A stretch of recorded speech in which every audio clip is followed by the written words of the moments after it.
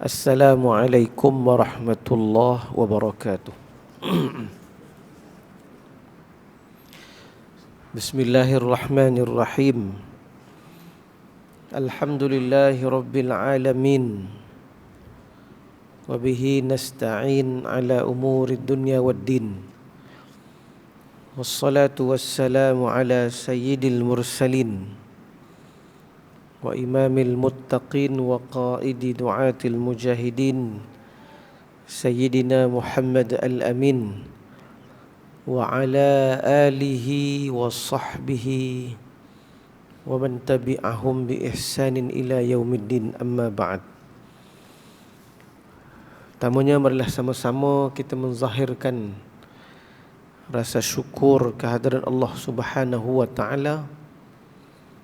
Dengan izin limpah kurnia serta inayah daripadanya, kita dapat berkumpul dan bersama-sama pada malam yang penuh dengan keberkahan dan kemuliaan ini, mengharapkan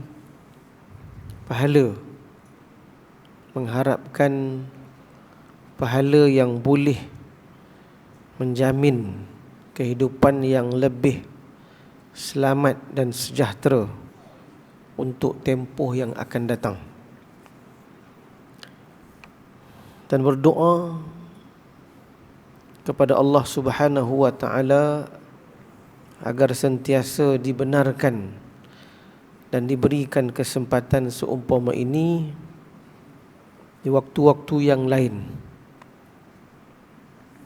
dan juga sentiasa diberikan kesempatan kepada kita untuk melakukan apa sahaja yang baik, yang boleh memberikan kesan yang baik untuk kehidupan kita pada masa yang akan datang. Allahumma amin. Para hadirin muslimin yang saya muliakan, tersambung tadabbur surah Luqman.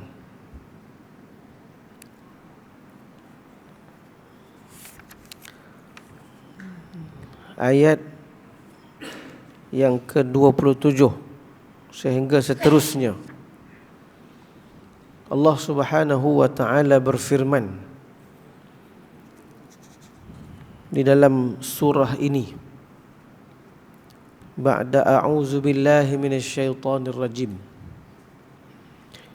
Walau annama fil ardi min syajaratin aqlamun wal bahru yamudduhu min ba'dihi sab'atu abhurin ma nafidat kalimatullah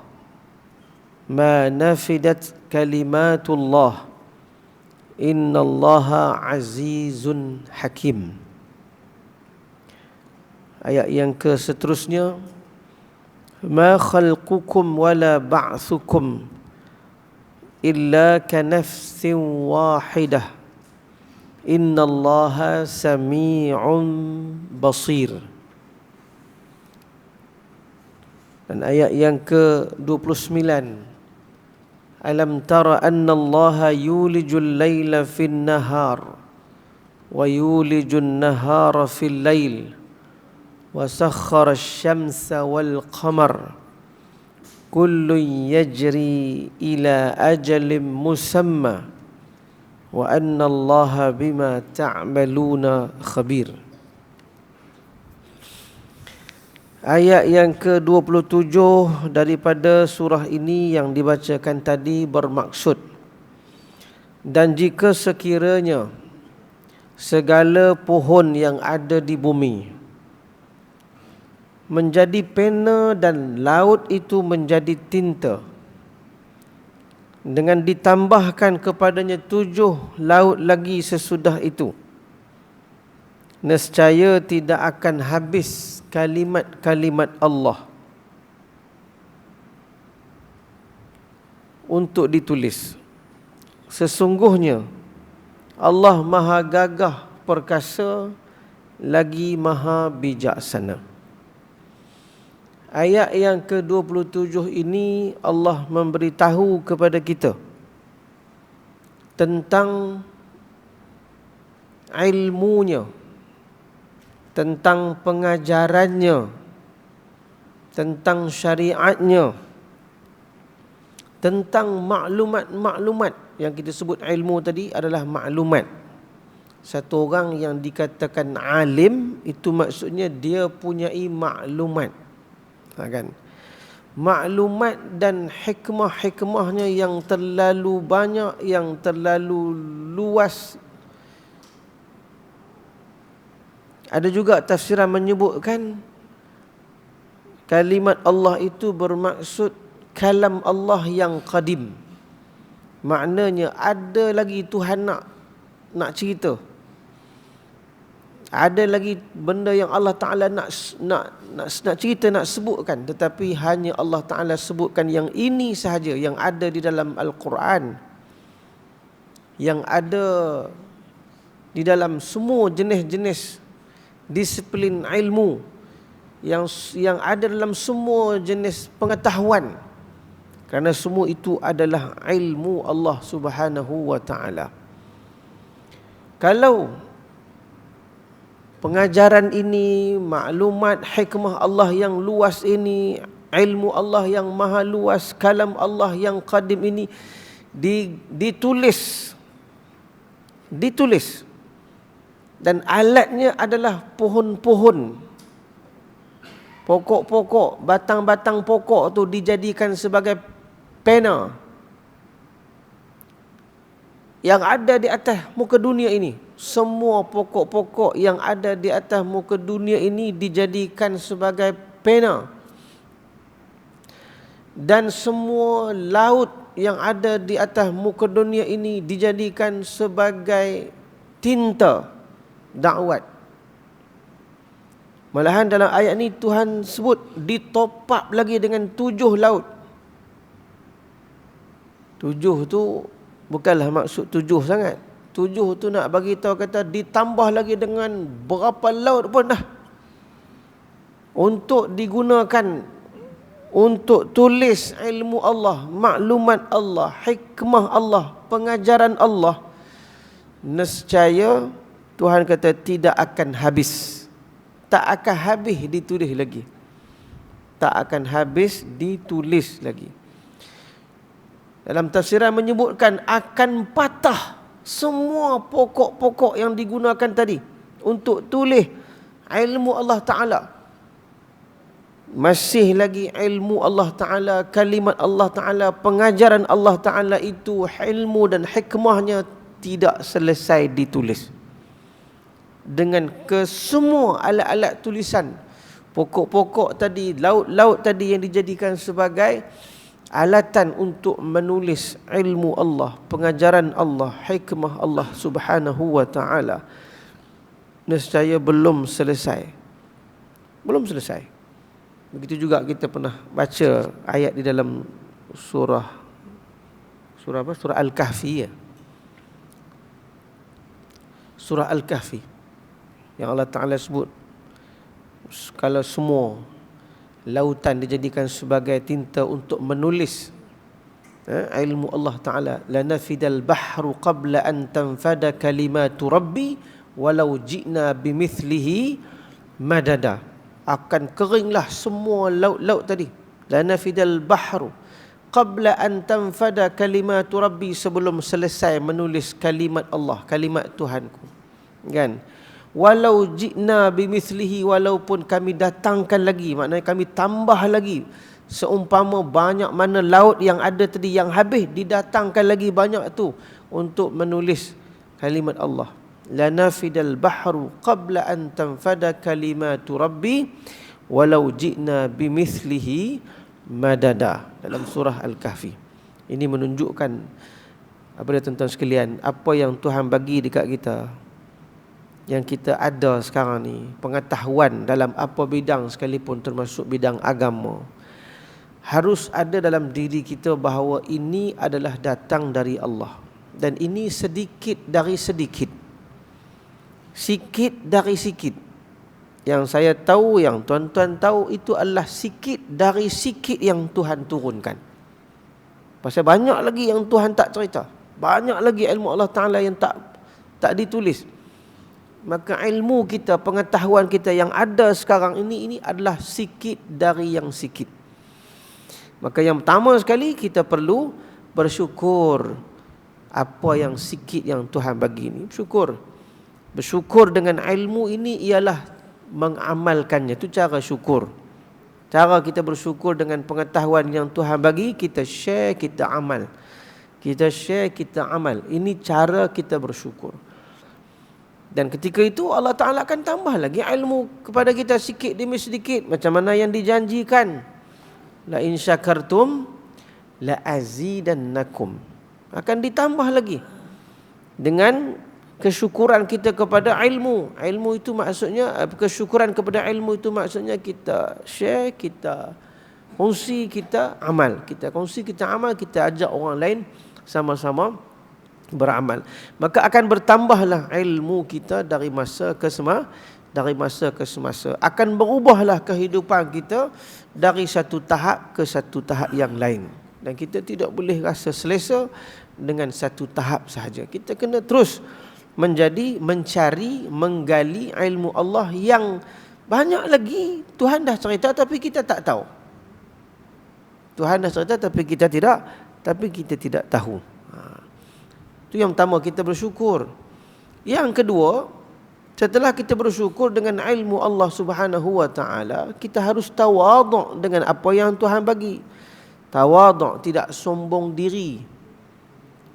Al-Imam Mujahid, salah seorang ahli tafsir, menyebutkan lan tanalul ilm mustahyun wala mustakbirun. Tak akan dapat, tak akan capai, tak akan diperolehi ilmu kepada seseorang itu. Seseorang yang mana? Yang bersifat mustahyin, pemalu, mustakbir, yang sombong. Dua kelompok ni tak akan dapat ilmu. Duk tang mana pun kalau dia pemalu, malu nak mengaji, malu nak tanya, malu nak apa, malu, maka akan diharamkan kepada dia pengetahuan. Dia akan mundur, jahil dan terus mundur. Satu lagi golongan yang sombong. Ada ilmu seciput. Saya sebut tadi sikit dari yang sikit. Tetapi dia punya rasa sombong sehingga dia menyanggah ilmu orang lain yang mengatasinya. Sehingga dia tidak tunduk kepada kebenaran yang datang kepada dia dengan sedikit ilmu yang dia ada.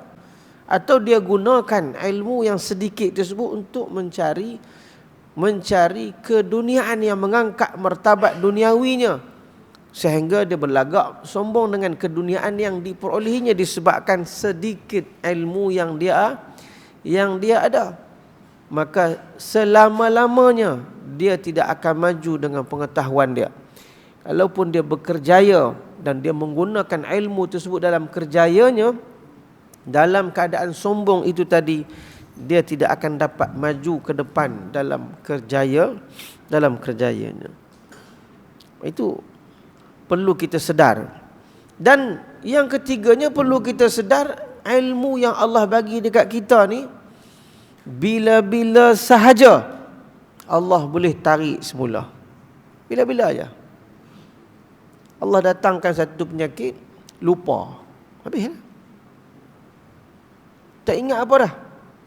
Kemarin dia sebut ayat Allah Ta'ala, kemarin dia sebut kata-kata ulama ini, kemarin dia share formula, kemarin dia buat itu, kemarin dia. Hari ini Allah Ta'ala angkat ilmu tu daripada dada dia dengan mendatangkan sakit lupa. Ataupun apa-apalah penyakit, buat pembedahan jantung ke apa ke, lepas tu dah tak ingat dah. Tak ingat. Ini bukan sahaja kena kepada orang-orang biasa, orang yang ada ilmu. Allah Ta'ala uji. Allah Ta'ala uji. Tapi kalau kita sedar bahawa hal ini boleh berlaku sebab datang daripada Allah, kepunyaan Allah, ilmu yang Tuhan bagi kat kita, Tuhan boleh tarik balik. Lalu kita tak ingat, walaupun di belakang kita ni, di rumah kita tu, yang kita gantung CJ dan sebagainya, sampailah ke peringkat apalah pengajian kita pun, tapi kalau mai lupa, tak ada apa manfaat sekalipun. Tinggal CJ lah. Walaupun kita kata dia ni dulu orang hebat, pakai itu, pakai ini. Itu hantar habislah. Tuan sekalian. Jadi dengan tidak sombong, Allah Ta'ala tambah ilmu walaupun sejauh mana kehidupan Allah Ta'ala bagi dekat dia. Saya teringat waktu ziarah satu orang guru di Kedah. Tuan Guru Haji Yahya Awang Besar, Zakaria Awang Besar. Salah seorang ahli majlis fatwa negeri Kedah. Dulu tahun 90-an. Umur dia pada masa tu 80-an dah. 80-an. Kita ziarah dia, kita minta nasihat dekat dia, kita bersoal jawab dengan dia. Satu ulama yang dah sangat berusia. Tapi subhanallah, subhanallah, ingatannya luar biasa. Umur 80-an. Ingatan dia luar biasa. Dan sekalian, dalam ilmu bahasa Arab ada satu ilmu nahu namanya. Ada ulama dia karang bait-bait syair untuk ilmu nahu ni 1000 lebih bait. Ilmu tu ataupun buku tu, syair tu dikenal dengan matan alfiyah. Yang mengaji bahasa Arab dia bisa dengar lah. Matan alfiyah. Matan ni maknanya sebuah teks, sebuah buku yang mengandungi alfiyah tu maksudnya 1000 bait syair. Tuan Guru Haji Zakaria Awang Besar, kita tanya dia sendiri, Tuan Guru dah umur 80-an ni kan, bait-bait syair 1000 tu Tuan Guru hafal tak? Dia kata saya hafal. Berapa lagi yang tinggal? Maksudnya ingat berapa, lupa berapa dah. Sebab sebelum tu dia kata lupa banyak dah. Dia selalu guna ayat tu, lupa banyak dah. Yang ni je ingat 700 je ingat, 300 lupa. Dia kata lupa banyak dah. Hak ingat 700 lah, hak ulang pun 700 lah, 300 lagi ingat-ingat lupa. Kita pun tergamam dengan usia 80-an yang dia mula hafal alfiah tu masa dia di pondok dulu, masa dia umur 20-an dulu. Sekarang 80-an. Kan? Dah meninggal dah almarhum. Kan? Tu cerita 90-an dulu. Dia kata 700 yang ingat. Itu betul ingatlah 700. Yang 300 lagi tu ingat-ingat lupa. Maknanya ingat juga tapi ada sikit lupa. Kan? Subhanallah. Ini kesan daripada apa? Kesan daripada bersyukur dengan nikmat ilmu yang sikit Tuhan bagi, Allah Ta'ala kekalkan dalam dadanya untuk dikongsi dan diamalkan. Begitulah juga untuk guru yang lain. Kita ziarah, ingatan mereka sangat luar biasa. Subhanallah. Walaupun dah berusia, sebab tu sangat sukar untuk penyakit nyanyuk menimpa dan terkena kepada orang-orang ni. Sebab akal mereka sentiasa segar dengan ilmu. Mereka sentiasa dirujuk untuk dapatkan fatwa, pandangan, agama dan sebagainya. Masih segar walaupun 80-an, 90-an. Tuan-tuan yang saya muliakan, saya juga ada guru masa di Syria dulu. Saya belajar 6 tahun di sana. Ada satu orang guru, dia ni maha guru lah. Guru kita yang mengajak kami itu pun murid-murid dia dulu. Ribuan lahir daripada didikan dan juga tarbiyah dia. Tuan Syekh Abdul Razak Al-Halabi rahimahullah rahmatan wasi'ah. Lahir 1925. Saya ingat tarikh tahun lahir dia 1925. Masa tu tahun 2005 saya berada di Syria. Kan? Dia ingatan dia sangat luar biasa. Dia bersyukur dengan ilmu ni sampai usia dia tu setiap pagi sebelum subuh di sebuah masjid besar di Damsyik, nama masjid itu Masjid Jami' Al-Umawi Al-Kabir, menjadi pejabat pemerintahan pentadbiran kerajaan dinasti Umayyah yang dulunya asal sebuah church. Ditukar kepada masjid di zaman Sayyidina Umar Al-Khattab. Dan di masjid itu juga tempat Al-Imam Al-Ghazali, Al-Imam An-Nawawi. Dia ada satu sudut di sana, ada satu bilik kecil di sana, dipanggil Zawiyah Al-Ghazaliyah. Maknanya tempat Imam Al-Ghazali menyampaikan ilmu dengan anak murid. Dari situ ada satu kawasan kecil lah di masjid yang besar tu. Masjid besar tu ada 4 mihrab. setiap saf 250 hingga 300 orang. Sangat besar masjid tu. Tuan Guru Syekh Abdul Razak Al-Halabi ini setiap hari sampai sakit, sampai meninggal, setiap hari dia baca mengulang ilmu tafsir. Tafsir Qurtubi, Tabari yang berpuluh jilid setiap pagi sebelum subuh. Setiap pagi. Orang bawa dia, orang ambil dia daripada rumah, bawa dia ke situ. Dia bukan berjalan, dia berjalan atas angin dia. Tak berjalan atas angin, maknanya orang kapit dia, bawa dia. Dia panggil berjalan atas angin. Ada tukang baca dia, maknanya tukang baca dia pun hebat. Maknanya setiap pagi sebelum subuh tu berpuluh tahun dekat situ tu tukang baca dia. Duduk di situ, duduk baca dia. Sampai dia pergi gunting rambut pun, Syekh Abdul Razak ni dibawa gunting rambut pun, dia bawa tukang baca dia sekali. Sambil dia gunting rambut, dia dengar tukang baca dia baca tafsir Qurtubi, Tabari. Yang beribu helai itu boleh ditamatkan dalam tempoh setiap pagi sebelum subuh kurang lebih 1 jam. Kurang lebih 1 jam. Ramai orang ikut. Dan ramai orang tak tahan. Setahun dia ikut, lepas tu tahun kedua tak ikut dah. Mai pula tahun keempat ikut. Ini bentuk syukur dia kepada ilmu yang sedikit yang Allah Ta'ala berikan itu. Dan dia dalam sejarah hidup dia mula belajar ilmu agama, mula hafal Quran umur 35. Sebelum tu dia kerja macam-macam kerja. Umur 35 tahun saya baca sejarah dia. Sebelum dia meninggal saya dah baca dah sejarah hidup dia. Umur 35 tahun baru dia mula kenal Quran, menghafal Quran, barulah belajar agama. 35 tahun waktu tu. Sehinggalah dia jadi maha guru dalam bidang Al-Quran dan qiraat. Maha guru dipanggil Syekhu Qurra. Maha guru ahli qiraat di negeri Syam. Kita biasa dengar kan Syekh Quraim Rajah datang Malaysia kan. Syekh Quraim Rajah. Dia tu juga disebut maha guru kepada ilmu Al-Quran dan qiraat. Dia ni pun lahir daripada ataupun ditarbiyah dan diasuh oleh Syekh Abdul Razak Al-Halabi. Subhanallah. Ini bentuk syukur. Bila kita baca sejarah mereka, riwayat hidup mereka menjadi kekuatan kepada kita untuk tunduk diri kepada Allah disebabkan ilmu yang Tuhan bagi dan bersyukur atas nikmat ilmu yang Tuhan bagi. Berkongsilah. Ajaklah orang kepada kebaikan. Dan ingat, ilmu milik Allah Ta'ala, kita pun milik Tuhan. Bila-bila sahaja Allah Ta'ala boleh tarik ilmu kita daripada dada kita, langsung kita tak ingat, kita tak boleh buat apa. Nas'alullaha al-afiyah wassalamah. Semoga Allah pelihara kita, selamatkan kita, tak lupakan kita. Kan? Allahumma inni as'aluka ilman la tunsa. Salah satu doa yang diamalkan oleh Sayyidina Abu Hurairah radhiyallahu ta'ala anhu.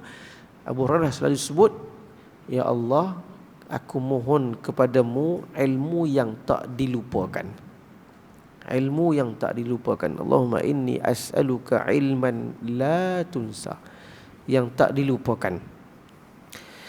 Tuan-tuan yang saya muliakan, saya nak cerita tentang ilmu Allah yang maha luas. Lagi kita tahu ilmu Allah Ta'ala tu terlalu luas, lagi kita jahil, lagi kita cari gali dan gali. Itulah sifat kita.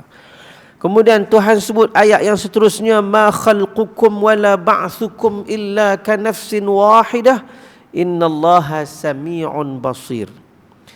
Tidaklah Allah menciptakan dan membangkitkan kamu sesudah mati itu, melainkan hanyalah seperti mencipta dan membangkitkan satu jiwa sahaja. Tidak menjadi satu kesukaran kepada Allah. Ini selalu kita sebut. Allah Ta'ala kerja buat dia tak sama dengan kerja buat kita. Kita nak kena rancang, kemudian kita nak kena ada orang bantu kita, kita nak kena kumpul kepakaran, barulah lahir satu benda, barulah tercipta satu benda. Kita nak kena belajar dengan orang, kita nak pergi mengaji di universiti, kita nak kena mengadap orang ni, nak buat satu benda. Proses yang panjang, masa yang panjang. Allah Ta'ala, cara kerja dia ialah innama amruhu iza arada syai'an ayyaqula lahu kun fayakun. Ni kerja Tuhan, cara Tuhan bekerja. Tak boleh dijadikan cara kita bekerja pula. Allah Ta'ala dia kata apa? Innama amruhu, hanya senya urusan Allah Ta'ala ini, kerja buat Tuhan ini, idza arada syai'an, kalau dia hendak sesuatu, dia hanya kata kun, jadilah, maka benda tu terus jadi.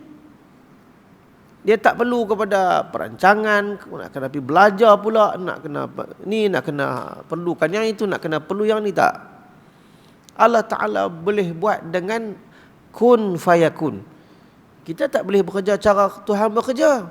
Duduk di rumah tak mengaji, tiba-tiba mengharapkan jadi orang hebat. Tak jadi. Duduk di rumah kan, tengok TV apa kan, keluar-keluar kita jadi orang hebat. Tak jadi macam tu. Kan? Kita nak menang, tiba-tiba kita tak buat apa, berpeluk tubuh apa kan, menang apa, tak buat apa. Itu cara kerja kun fayakun. Dia tak jadi, dia kun tapi tak yakun, dia panggil kun tapi tak yakun.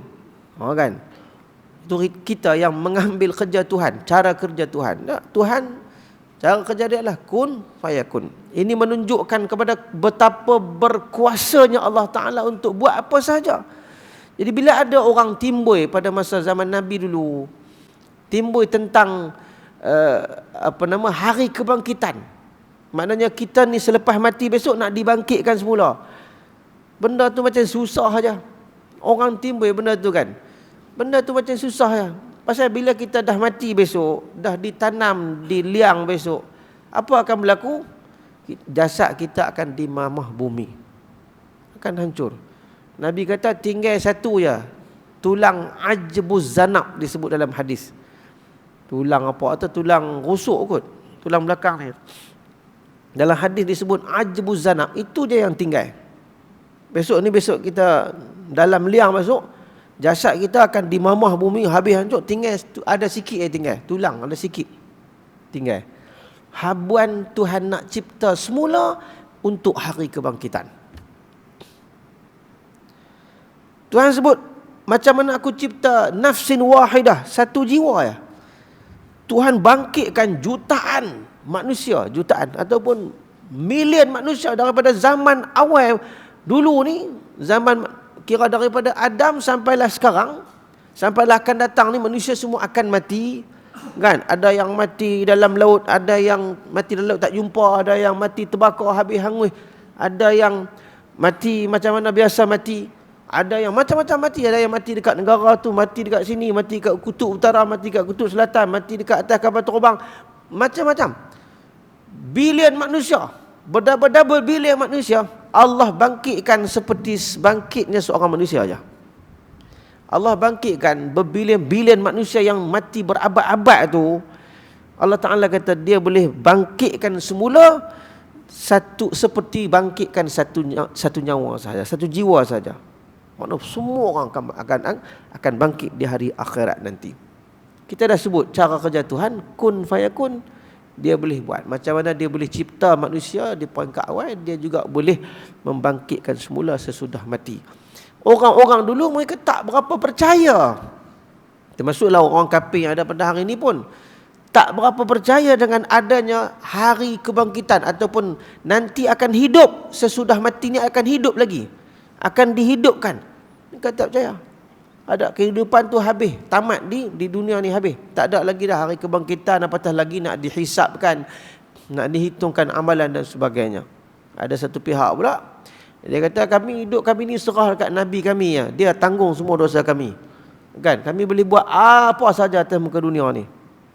Tu puak tu lain pula, dia tanggung dekat Nabi Isa, kan? Apa nama Kristian kan? Boleh buat apa saja, macam-macam. Macam-macam bentuk keyakinan manusia ni selepas kehidupan hari ini, selepas kehidupan dunia. Innallaha sami'un basir. Tuhan sebut sesungguhnya Allah Maha mendengar lagi Maha melihat. Saya dah sebut dah tentang sifat sami'un, sifat basir Allah Ta'ala, kan? Allah boleh dengar, macam mana tadi disebut, macam mana Allah Ta'ala sebut dia boleh bangunkan jutaan bilion manusia tu seperti bangun satu orang manusia saja, boleh bangun semua. Macam itulah Allah Ta'ala Maha mendengar semua yang disebut oleh manusia, yang diajukan oleh manusia, yang diminta oleh jutaan manusia, boleh dengar, boleh sambut dan boleh tunaikan. Basirun, melihat, sama juga Allah Ta'ala boleh melihat semua manusia. Allah Ta'ala boleh melihat tindak tanduk mereka, luar dan dalam. Tuhan boleh melihat. Jadi Tuhan Allah Ta'ala sedang senaraikan kehebatan dia ni. Bermula daripada ayat tadi kita baca, dia nak abang kata ilmu dia yang sangat hebat, yang sangat luas. Kemudian dia nak cerita pula kata dia berkuasa untuk bangkitkan semula. Kemudian dia sebut ayat yang ke-29, ayat yang ke-29, alam tara anna Allah yulijul laila fin nahar wa yulijul nahara fil lail wa sakhkhara asy-syamsa wal qamar kullu yajri ila ajalin musamma wa anna Allah bima ta'maluna khabir.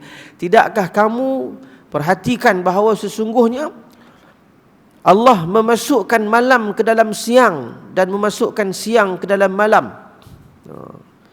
Tuhan sebut, tidakkah kita perhatikan Allah masukkan malam ke dalam siang, menyebabkan siang jadi panjang daripada malam. Ni musim panas, negara yang ada 4 musim kan. Musim panas lebih panjang daripada siang lebih panjang daripada malam. Tuhan sebut, tidakkah kamu perhatikan bahawa sesungguhnya Allah masukkan malam ke dalam siang. Allah ambil sikit waktu malam tu pergi masuk dalam siang, maka siang jadi panjang, malam jadi pendek. Ni pada musim panas kan. Kemudian Allah Ta'ala kata, tidakkah kamu lihat, kami memasukkan siang pula ke dalam waktu malam, sehingga malam jadi panjang, siang jadi pendek dalam musim sejuk, kan? Ataupun dalam tafsiran yang lain menyebutkan siang malam tu silih berganti. Ini Tuhan sebut tentang kekuasaan dia, tentang kehebatan dia. Dan dia memudahkan matahari dan bulan untuk diambil manfaat oleh makhluk-makhluknya. Tiap-tiap satu dari kedua-duanya itu beredar untuk suatu masa yang telah ditentukan.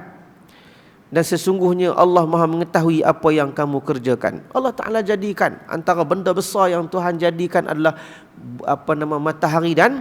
matahari dan bulan. Inilah benda besar dalam hidup manusia serta makhluknya. Kata manusia, makhluk Allah Ta'ala ni ambil manfaat daripada matahari dan juga bulan. Walaupun dia adalah makhluk yang besar, yang hebat, makhluk ni tetap tunduk kepada Allah Subhanahu wa Ta'ala. Dalam satu hadis, Nabi tanya kepada Abu Zar, wahai Abu Zar, kamu tahu tak, atadri aina tadhhab asy-syams? Tahu tak matahari pergi mana? Matahari ni dia pergi mana? Kan? Abu Zar jawab, Allah dan Rasulnya saja yang tahu. Maka Nabi pun jawab, matahari ni dia akan pergi di bawah arasy. Tadhhabu syams ila tahtal arasy fatasjud, matahari akan sujud kepada Allah. Matahari akan sujud kepada Allah Subhanahu wa Ta'ala, wa tasta'zin li rabbiha, dan matahari minta izin kepada Allah Ta'ala, minta izin, kan? Kemudian Allah Ta'ala pun berkata kepada matahari, Allah Ta'ala kata, irji'i haitsu ji'ti. Nabi sebut, Allah Ta'ala sebut kepada matahari, pergilah kamu. Bila dia minta izin, lepas sujud tu dia minta izin nak pergi, Allah Ta'ala kata, pergilah kamu daripada mana tempat kamu datang. Maknanya matahari ni Allah Ta'ala sediakan tempat untuk dia berfungsi kepada manusia. Dan matahari yang besar itu, yang hebat itu, yang diambil manfaat oleh seluruh makhluk. Sebab tu kan ada orang nak sembah matahari, kan? Ada orang sembah matahari sebab matahari itu diambil manfaat oleh seluruh makhluk, bukan kata manusia, tumbuh-tumbuhan dan sebagainya. Tapi matahari tetap sembah Allah Ta'ala. Maka jangan sembah matahari, sembah Tuhan yang mencipta matahari. Sebab matahari pun sembah Tuhan dia, sembah Allah Ta'ala, dan minta izin lagi untuk beredar. Nampak? Kemudian Tuhan kata, matahari itu, Tuhan kata dalam ayat yang terakhir, zalika bi annallaha huwal haq wa anna ma yad'una min dunihi al-batil wa anna Allaha huwal aliyyul kabir. Kata Tuhan, demikianlah, kerana sesungguhnya Allah dialah yang hak. Setelah dia bagi tahu betapa hebatnya dia, ilmunya yang kalau ditulis tak selesai, okey, bagaimana dia mencipta manusia dan mematikan manusia untuk hari kebangkitan seperti mencipta satu nyawa sahaja. Kemudian bagaimana Allah Ta'ala ciptakan malam dan siang silih berganti. Allah Ta'ala ciptakan benda yang besar, matahari dan bulan. Ini menunjukkan apa? Allah Ta'ala tu memang betul-betul Tuhan. Dia sebut apa? Kerana sesungguhnya Allah dialah yang hak, dialah yang betul-betul Tuhan, dan dialah yang patut dan layak disembah, dijadikan tempat merayu, tempat rujuk, tempat meminta, tempat mengeluh, tempat apa sekalipun. Allah Ta'ala lah tempat dia, tempat kita kembali, sampailah tempat kita kembali kepada Tuhan. Dan sesungguhnya kata Tuhan, segala yang mereka seru atau sembah selain Allah Ta'ala itu adalah palsu belaka. Dan sesungguhnya Allah dialah yang maha tinggi lagi maha besar. Yang paling tinggi, tak ada yang paling tinggi melainkan Allah. Yang maha besar, tak ada yang lebih besar daripada dia. Inilah yang menjadi kata-kata keramat yang selalu kita sebut dalam sembahyang kita. Allahu Akbar, Tuhan yang maha besar. Kan? Baru ni saya dengar ada orang sebut Allahu Akbar. Saya rasa macam kurang tepat lah sebutan Allahu Akbar itu. Kalau dia belajar bahasa Arab, dia ada maksud, bukan maksud Tuhan yang maha besar. Maksud lebih kurang tu juga, tapi ada tambahan maksud. Adakah Tuhan itu lebih besar? Itu maksud dia. Kalau dia panjangkan Allahu Akbar, dia panjangkan Allahu Akbar, maksudnya adakah Tuhan itu maha besar? Dia jadi masalah. Kalau kita tanya, kita bukan nak tanya, kita nak bagi tahu Tuhan itu memang sebenar-benar besar, maha besar. Begitulah tuan sekalian. Jadi cukup takat dulu perkongsian kita pada malam ini. Yang baik datang dari Allah Subhanahu wa taala. Salah silap daripada kelemahan saya, semoga Allah ampun dosa-dosa kita semua. Aqulu qawli hadza wa astaghfirullahal azim li wa lakum wa lisairil muslimin innahu huwal ghafurur rahim. Allahumma ati anfusana taqwaha wa zakkiha anta khairu man zakkaha anta waliyuha wa maulaha. Allahumma ja'alna minal ladzina yastami'una al-qawla fayattabi'una ahsanah. Rabbana atina fid dunya hasanah wa fil akhirati hasanatan wa qina azaban nar. Wa sallallahu ala sayyidina Muhammad wa ala alihi wa sahbihi wa baraka wa sallam. Walhamdulillahi rabbil alamin. Wassalamu alaikum warahmatullahi wabarakatuh.